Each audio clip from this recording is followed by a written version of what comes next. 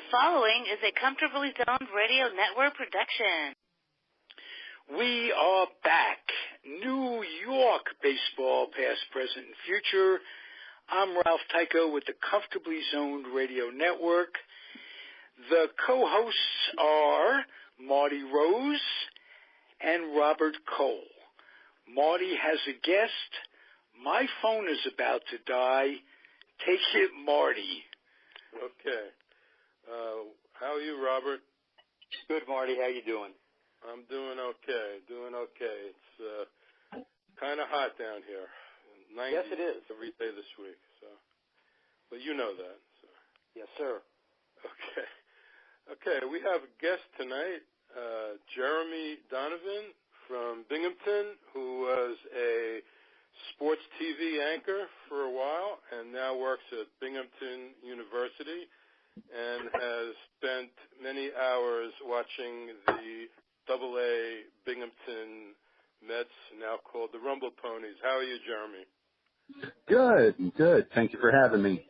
I'm glad you could make it because we really don't get a chance to watch the guys that we only can read about what they're doing in the minors, and it's really good to have somebody, especially who's a TV sports guy, who's actually interviewed a lot of these people personally. I know you interviewed Luis Guillerme, who's now with the big club. What can you tell us about him? He's just a great kid, first off, which is, for us media people is always important. If it's easy to talk to somebody and easy to get an interview from, it, makes our life a lot easier. But he's just a great player, especially in the field. I mean, I had probably, every Monday we would do a top 5 plays of the week. And he was probably in it for 8, 9, 10 weeks in a row last summer. And I got to the point we did a, best Rumble Pony plays of the first half because the All-Star break is pretty slow. And then we did one at the end of the year.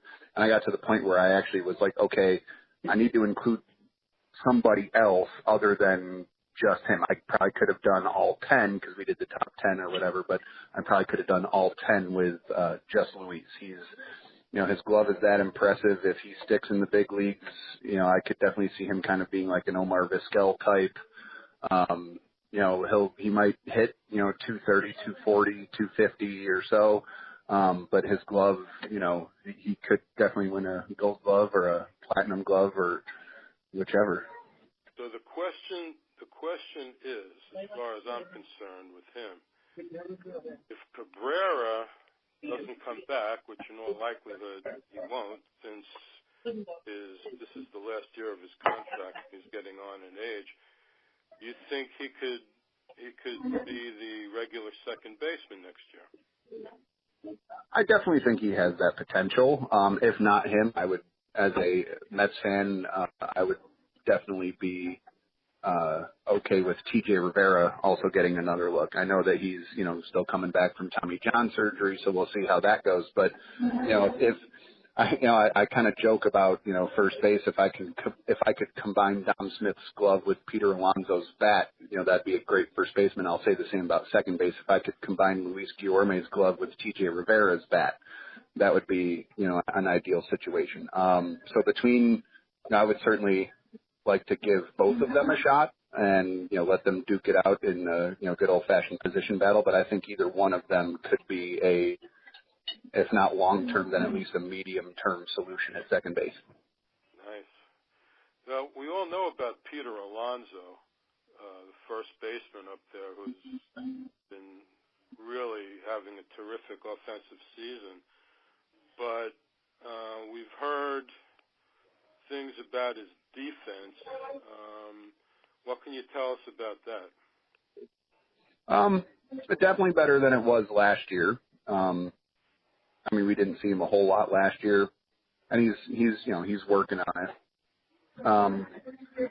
He's not necessarily I wouldn't say right now I don't think he's a Gold Glover or like even a Doug Minkiewicz type, but he's a good slugging first baseman, so he's going to stop the ball when it comes at him, and he's going to catch the throws that are thrown to him.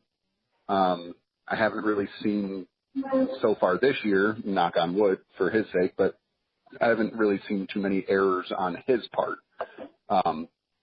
Where he's dropping a ball thrown at him or, missing. He's made a couple of good diving plays, so he definitely has more range than, what you would think of for a slugging first baseman. But he continues to progress. Yeah, Mets need offense badly, especially from the right side. So we could see him before this season's over. Absolutely. Possibly. And if their offensive woes continue and he's still hitting the cover off the ball, I would think, by the All-Star break, why not? Especially if they're out of it at that point.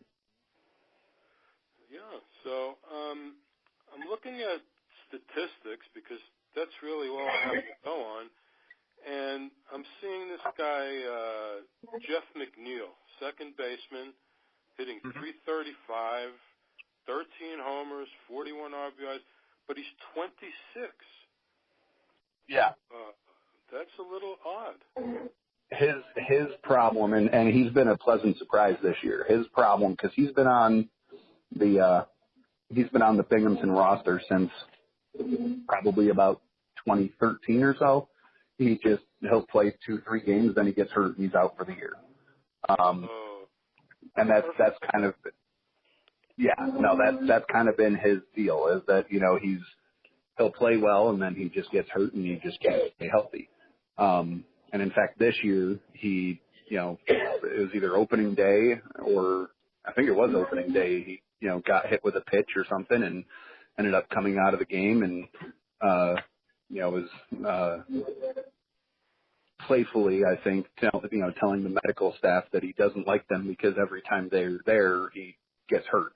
And so, I was like, oh, well, that's not what you want, get hurt on opening day and then you're done. But he came back and thank goodness he did, because he's been having an all-star career year. Sure looks like it. So what about the pitching there this year? One name stood out to me, Nabil Chrismat. Yes. 7-2, 2.66. Just named Eastern League Pitcher of the Week today. Oh, okay. Nice. Looks like he's been in the system for a while. Well, he's one of these Latin American kids that they signed very young.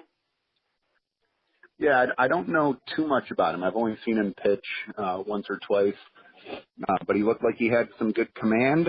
Looked like he had some good velocity on him, and was keeping runners off base. So he certainly could.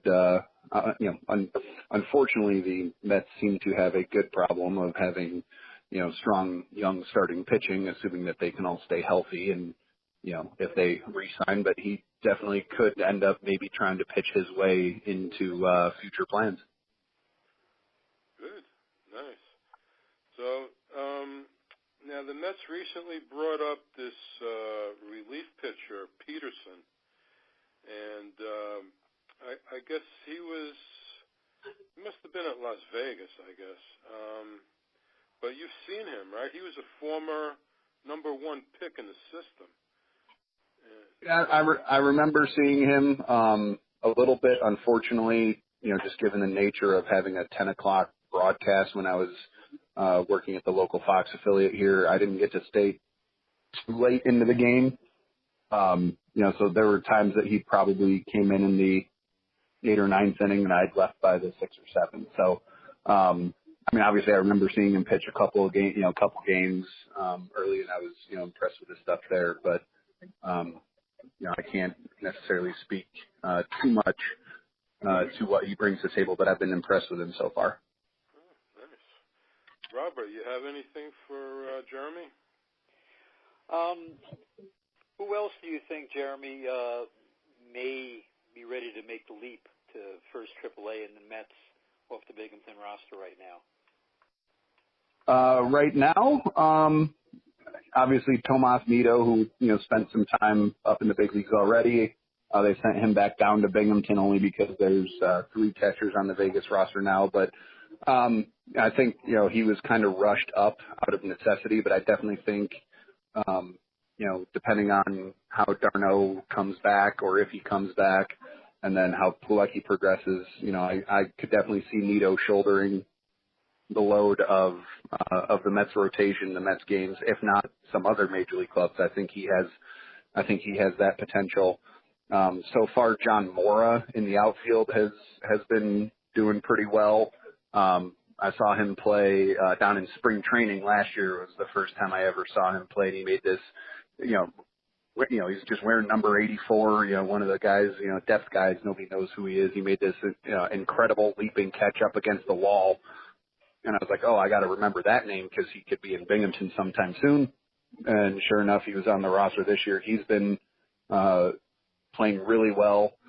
One guy that I would like to see get going, only because he's a great personality and he's probably the fastest guy in the organization outside of maybe Ahmed Rosario, but he could probably even give him a run for his money, is Champ Stewart. He's got the speed, he's got the glove. Unfortunately, he's just not hitting. And by not hitting, I mean like at all. But, he gets his hacks in, and if he can get on base, he'll end up on third before, the next batter strikes out, or, before the next batter has 2 strikes on him. He'll try to, he'll be on third base. Has he hit in the past? Last year, I think he was a little better. He was probably, close to maybe 220, 240. This year, he's kind of floating around the 100 mark. It's kind of been a rough season for him, but he's also not playing every day. They got, John Mora's getting the bulk of the playing time in center. Kevin Kazmarski's playing the majority of the games out in right, and then of course you got Tim Tebow in left. So, Champ's kind of the odd man out just by, the organizational depth chart. So, I think if he were to get more consistent playing time, I mean, obviously you got to earn that, but if he were to get more consistent playing time, that might come around. He's still a pretty young kid to, just kind of write him off entirely. What about Andrew Ely? He was a Rule 5 pick. He's been impressive. The last week or so, I think he's been hurt, so he hasn't played much outside of, the first week or two. But I was, I wasn't quite too sure, where he came from initially. But he's definitely caught my attention. He's not a Luis Guillorme slick fielding type, but he's got good range and gets to some, balls that probably some other guys wouldn't. And then he's hitting the ball real well too. So he can play the middle infield? Yeah, he's primarily been second and short. I think he's played a little bit at third. I think the opening day lineup, he was at second, Levi Michael was at short, and Jeff McNeil was at third. Okay. And that was their go-to for the first couple weeks until I think both Michael and Ely ended up on the DL at some point in the last couple weeks. Oh, so it's not just up in the big organization where guys are getting hurt, huh? No, but at the same time, minor leagues have some more flexibility with injuries, and because travel's expensive and whatever. And again, I don't know if this is the case with either of them or not, but you'll have guys that end up going on the DL and they're not really hurt, but they need the roster spot. Right. So rather than, ship them outside, I don't think that is necessarily the case because they were both playing real well. So why would you, take somebody that's hot out of a lineup just for a roster spot? But I mean, I think both of them have come back and been playing fairly recently. So, I mean, they've been out of town for most of the last week, and then I couldn't get out to see them this weekend with the holiday. But I'll be sure to keep an eye open for you when they're back next week. Okay, yeah, sounds good. So let me ask you about this guy that was a big star up there last year, Corey Oswalt. Now, I know he was hurt a little bit. I think he missed a big opportunity because I'm sure that he would have been called up and gotten a start or two instead of Conlon. But I know last year he really looked good. What kind of guy is he? He's been really impressive. I really like Corey Oswald. I think, he's definitely got, maybe a future as maybe a high, like a kind of a 2-2A type, guy in the rotation. His fastball last year was, topping out at probably 95, 96 or better. Good off-speed stuff, really kind of kept hitters off balance in the box. He had, he's, I think, 6'4", 6'5" or so. He's got some good size to him, and and again, I know I'm maybe sounding like a, broken record here, but he's a good kid. He's just good to interview. And, those are the type of guys that, we as reporters gravitate to because it's easier to talk to them. If you've got a guy that keeps trying to duck you or, doesn't give you good answers or whatever, it gets really discouraging, and you tend to try and avoid those guys. But, Corey's a good guy and was always willing to, share a soundbite or two. And you mentioned PJ Conlon, and I was, again, another good guy, obviously Irish born and being, half Irish, even though he's from Northern Ireland. I always liked PJ, and he had good. Upset that he got DFA'd. I was upset when he got DFA'd, but I kind of figured, okay, they'll slip him through the cracks. He'll go down to the minors and whatever. And so I was real bummed to see that the Dodgers picked him up. I think they're getting, again, maybe not necessarily an ace, a future ace, but I definitely think he's got, top of the rotation stuff. He doesn't necessarily throw as hard as, some of the other guys, but when you're a lefty, you don't really have to. He's got good breaking stuff. He pitched, I think, 3 or 4 complete games last year. Granted, they were double headers, so it was, 7-inning games in the minors, but, that's still pretty impressive. And he got a shot with the Dodgers. They've got serious pitching injuries, so he may get a chance, quicker than we think out there. Yeah, and that would certainly be nice. I think he probably got rushed a bit through the Mets organization by necessity, not necessarily by being ready for it, and I think he handled it pretty well, all things considered. They won the only 2 starts. I believe they won the 2 starts he made. It wasn't necessarily pretty wins, but, especially when you consider how pretty some of Jacob deGrom's games have been, and they've lost those because they can't seem to score for any of their aces dating back to Al Leiter. But, this is true. But I think he'll, when he's ready, he'll get to the point where he'll be a top of the rotation guy. And as I put on Instagram today, I hope he wins 12 or more Cy Youngs with the Dodgers and really makes the best regret it. Nice. That would be nice. So, all right, well, maybe let's talk about the big club for a while. We've been avoiding that, I think, since we started here tonight. Man, it's been tough to watch this team in the last week or so. Those games with the Cubs, terrible. They get good pitching, they get no hitting. The worst part is that they've got 4 right-handed hitters that were on the DL all at the same time. Of course, they expect Frazier back tomorrow, which is good. But after Baltimore, they got 3 games with the Yankees, and that is not going to be pretty. But they are supposed to be lining up DeGrom, Matz, and Syndergaard for the Yankees. So we'll see how that goes. Yeah, it can't hurt, right? No. Arguably three of the best pitchers definitely 2 of the best pitchers in the game, and somebody that has the potential to be one of the best pitchers in the game who's getting hot. But yeah, as you said, there's days where they they get great pitching, and it's a 1-0 loss. And then there's games where they score 10 runs, but they give up 12. It's like there's just this team seems to be kind of as I call it, a Murphy's Law team. For the last 3 years, anything that can go wrong will. Absolutely. I keep saying it's the ghost of the chop shops across the street from Citi Field that are haunting the team.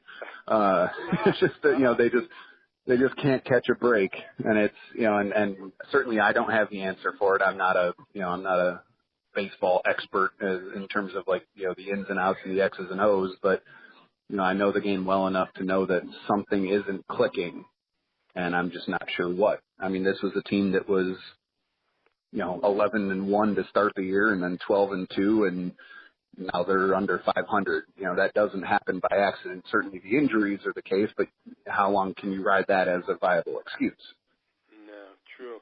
Yeah, I think especially Cespedes, I think people are starting to turn on him where they think he's jaking it. And, before he went on the DL, he was saying he didn't want to go on the DL. Now that he's on the DL and they're not doing so well, maybe he wants to stay on the DL because there's no reports about when he's coming back. How bad is the injury? I mean, I think a lot of people are starting to turn on him, and I wouldn't be surprised if the fans let him hear it when he finally does come back. Yeah, well, last week, when they were in Atlanta, he was actually with the team, and I thought that was a sign that he was going to be coming back soon, but apparently not. No. And, certainly the fans might let him hear it, but at the same time, I'll give him some of the benefit of the doubt. And if you're a competitor and you're an athlete, you don't want to be watching. I mean, look at a guy and personality-wise, maybe they're complete opposites, but, you look at a guy like David Wright, who hasn't played in 2 years. And, he's not exactly young anymore, and yet he's still saying, I'm trying, I want to come back, I want to, because he's like, I'm not done, I got something left in me, and everybody else is like, dude, just retire. I mean, I'll be crushed when he finally calls it quits, but, at the same time, you got to face facts. And,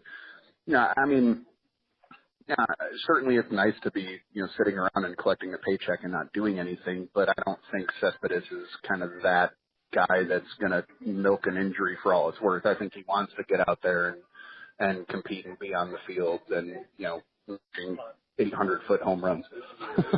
They don't seem to be very forthcoming with information on his injury. Usually they give you a little bit more about how bad it is and when the guy's coming back. Like with Fraser, we knew he was going to Vegas for a few days. He's coming back tomorrow, but you just hear nothing. I've heard nothing, and I listen a lot. Yeah. So. And that's concerning too, because it might mean that it's something worse, and they just don't want to tell anybody. I don't even remember what happened to Flores. I mean, I know Lagares is out for the year, but Flores, I don't even remember what kind of injury he had. Was that lower back? Yeah, it was a lower back. That it? Yeah. Okay. But I haven't heard a thing about him either. Another good right-handed bat that we need to have out there. All these left-handers are killing us. Terrible. Yeah, and then the Mets' first draft choice tonight was another left-handed hitting outfielder. You're kidding.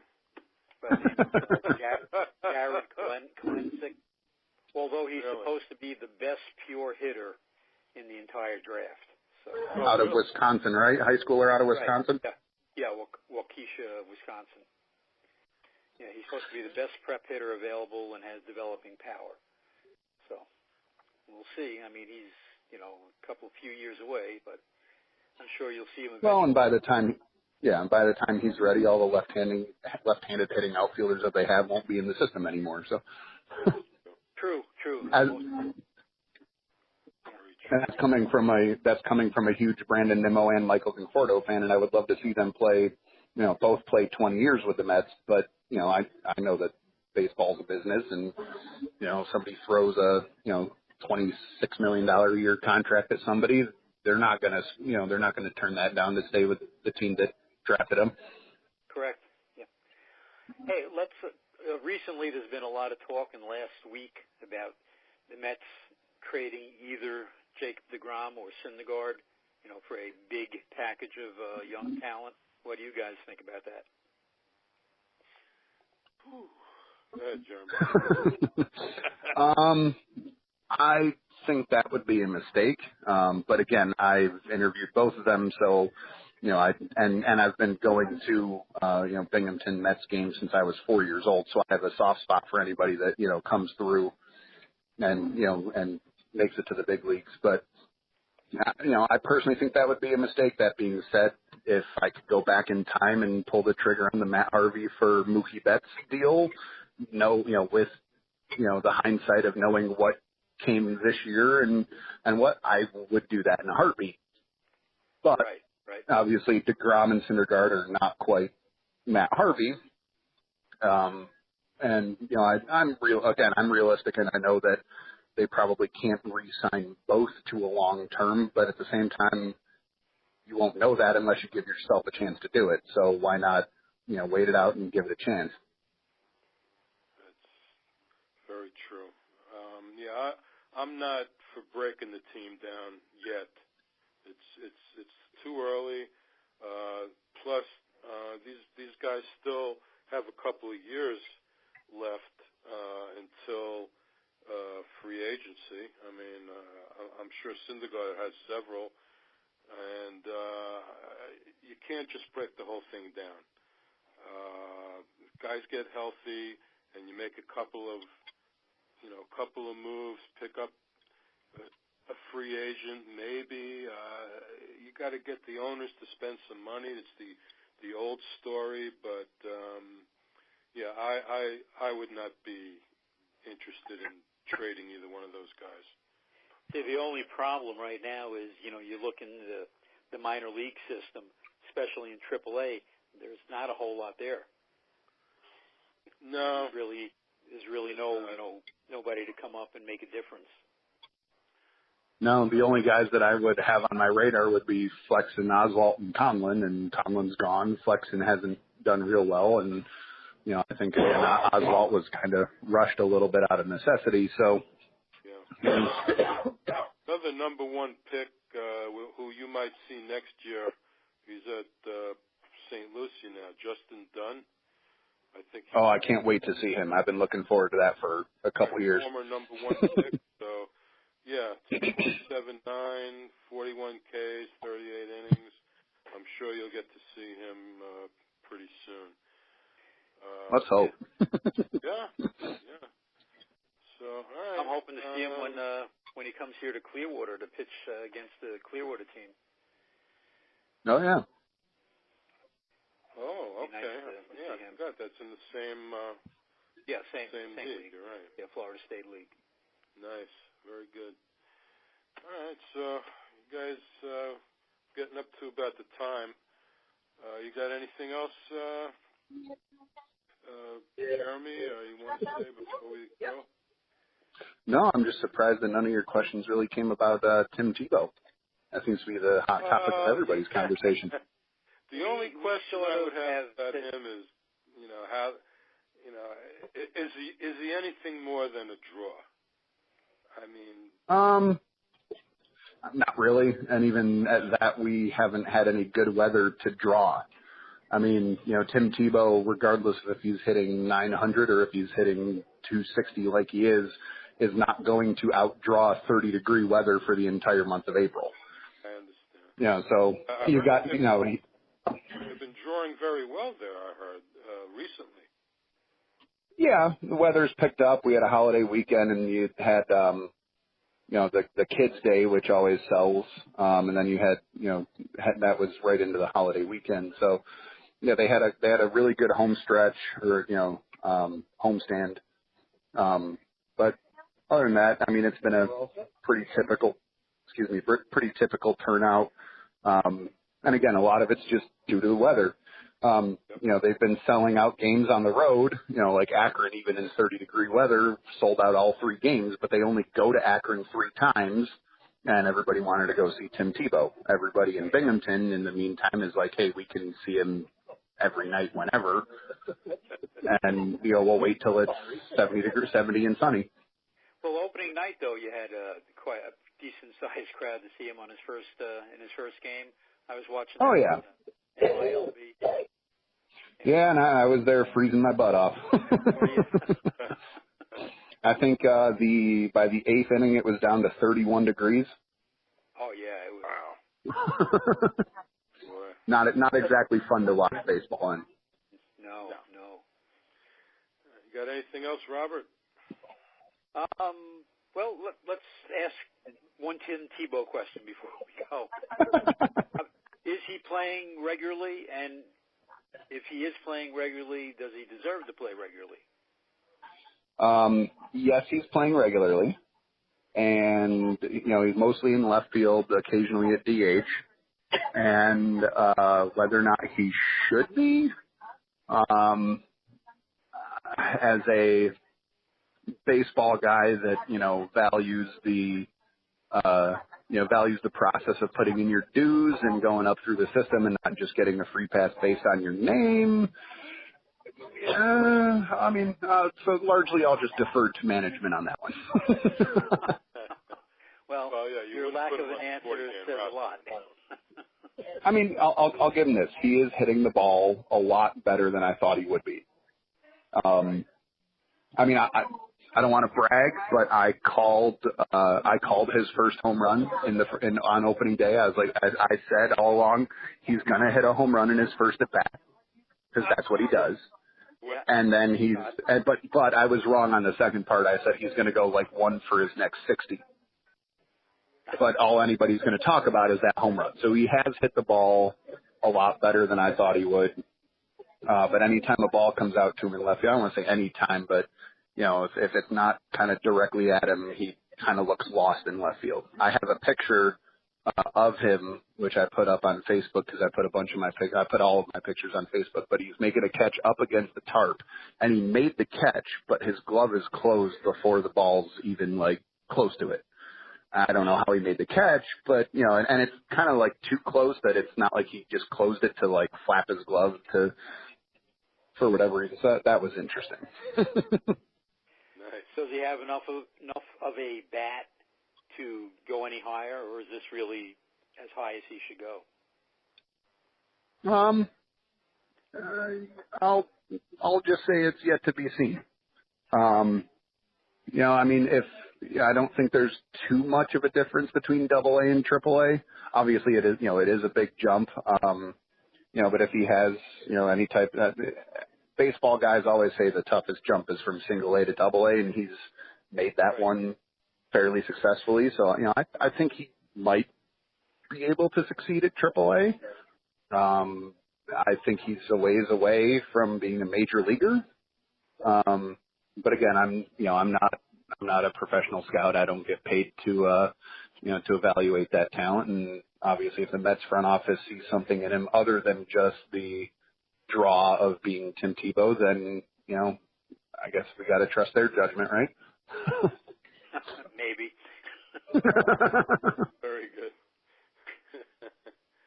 All right. So, listen, Jeremy, if you want to come on again, send me a message and we'll get you on again. And please do Ralph come on again, posts Jeremy. the show, we'll send thanks. you Appreciate it. link. Great. Thanks for coming on. And, absolutely. Robert, thanks for having me. Great. Enjoyed it. Robert, have a good week. You too. Thanks. Everybody else. Thank you, Jeremy. Thanks for listening. Have a good night. Bye now. Good night.